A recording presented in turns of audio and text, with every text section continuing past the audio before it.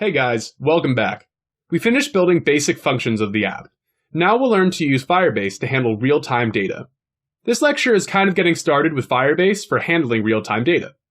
First, we'll install Firebase stuff that we need using the CocoaPods app. As usual, in the pod file, let's tell pod what we need. Firebase database. Okay, Firebase database. Now install the packages.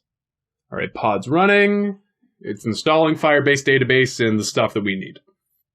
All right, let's close the project and then reopen it to make sure that we have everything we need.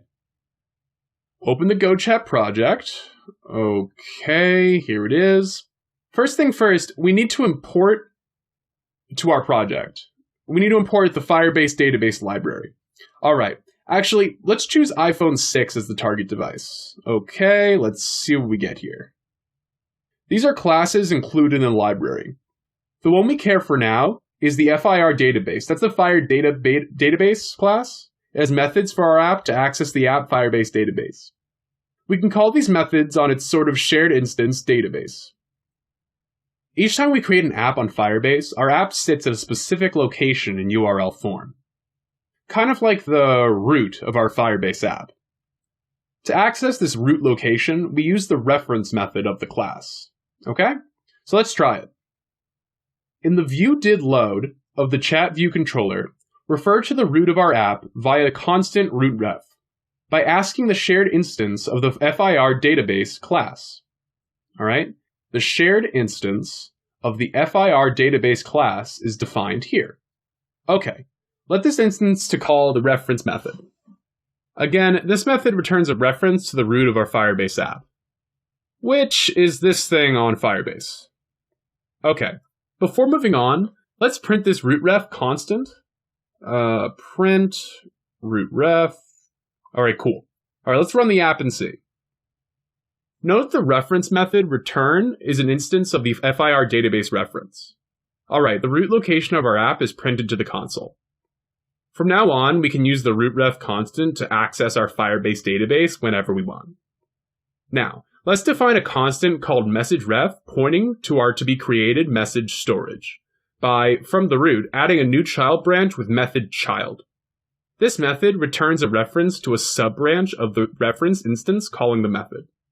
Basically, rootref is calling this function to create a child reference of it. The parameter of the method is a path relative to the reference instance calling the method. In this case, the rootref.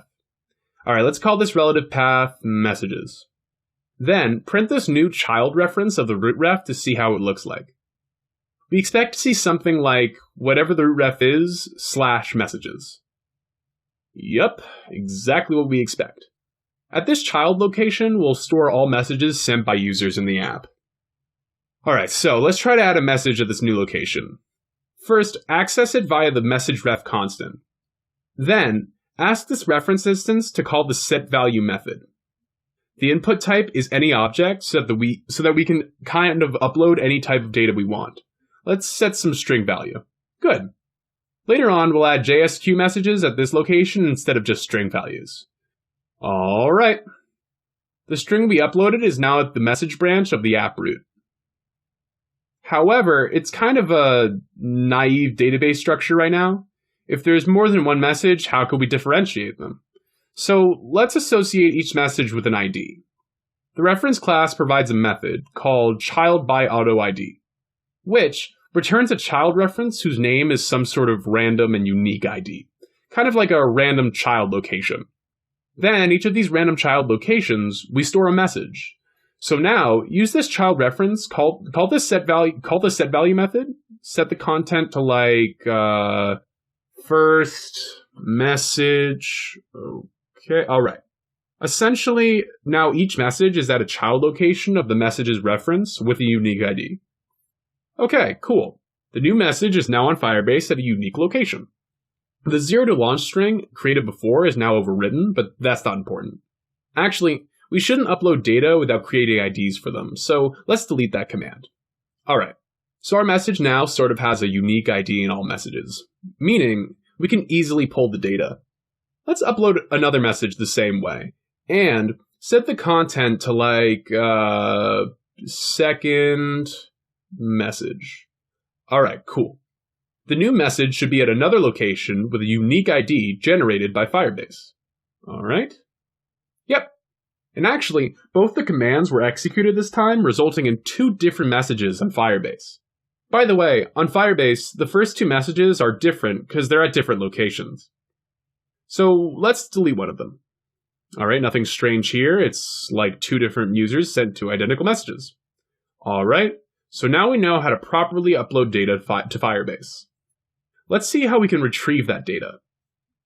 Obviously, to look for data, we need to look at the collection of all messages at the message reference, and observe any event occurring at this location. Events can be like when a child location is added, removed, changed, or moved. For now, we'll use the last case, the value case, which is triggered when all of the events above occur. These events. Meaning, if a child is added, removed, or things like that, the value event will be fired. In this case, the observe event type method will be executed. After that, this method will return a data object of type FIR data snapshot. Let's call this FIR data snapshot object snapshot.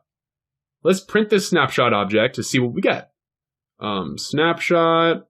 All right, it kind of contains data. Oh, wait, there's an error. Okay, here. We should listen to the value event. All right, cool. Kind of like we can extract data from the snapshot object, then do anything we want with them. All right, yep. But the printing is kind of strange. That's a FIR data snapshot object format. The data is actually in the value property of this snapshot object. All right, cool. But now we should ask, what if there's no data? Or if we uploaded something else instead of strings? So that's why this value property is of type optional, because it can be nil when there's no data. And it's an optional any object, because it should be used to hold any type of data. Otherwise, there would be several properties like optional string value for string data and things like that. And that's quite inconvenient. All right. So now to extract the data information we want, we need to convert the snapshot value to the type we expect. Let's define like a dictionary constant by converting the snapshot value to, let's see, we need to convert it to NSD, okay, to an optional dictionary. Then let's print this dictionary. All right, it's optional because there might be no data, or the snapshot value can be something else other than the dictionary. Okay, here it is. The extracted data is indeed a dictionary. The keys are the random IDs and the values of the message content. All right, so that's how we upload data to and to retrieve data from Firebase. Everything is in real time. For example, if we modify a message on Firebase, the app knows that immediately. It's because of the observe event type method. Similarly, if we delete a message, the app immediately observes that because we use the value event type at the observe method. All right. In the next lecture, we'll talk about how we retrieve data efficiently. See you then.